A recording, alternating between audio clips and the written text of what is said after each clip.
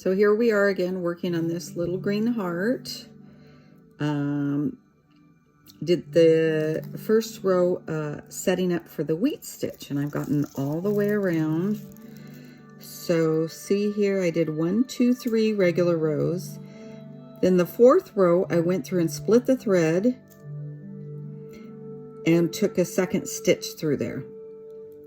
So now we are starting on the fifth row, which is, we're gonna go, instead of going to the first stitch, we're gonna go to the second stitch here. Or depending on which way you look at it, could be your first stitch. But we're gonna go to this farthest leg here, and we're gonna do the same thing. We're gonna split it.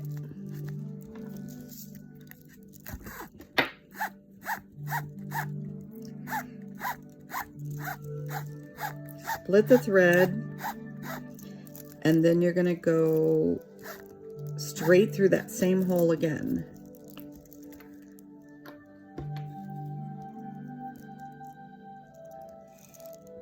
Can you see? Same hole right here. My hands are aching, so I'm using my little pinchers.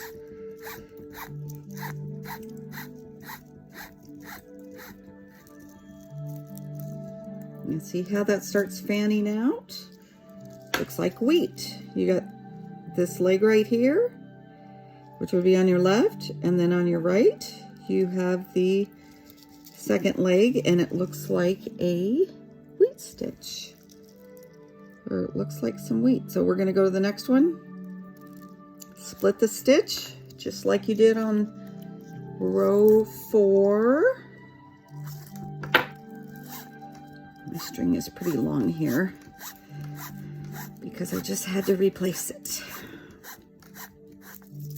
So there's the first stitch, second stitch, right in the same hole. If I could see it, watch your fingers behind. I've poked myself way too many times on this little basket already.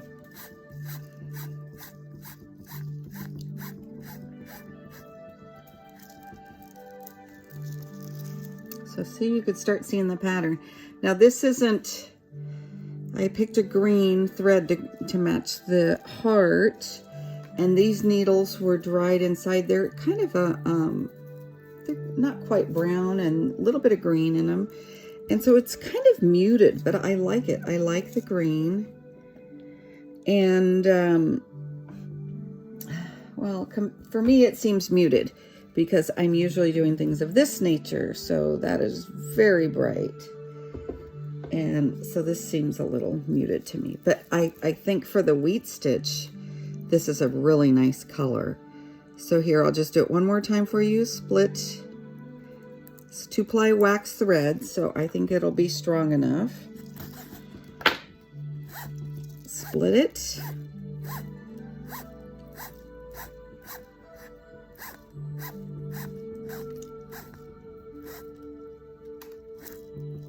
To tangle your other thread in there. Now normally I would stop and add some needles, but I don't want to turn it around because you won't be able to see it.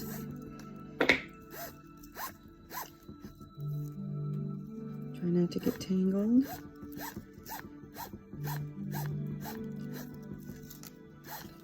Don't want any knots. That slows us down. Yeah, here we go. I somehow got all tangled up.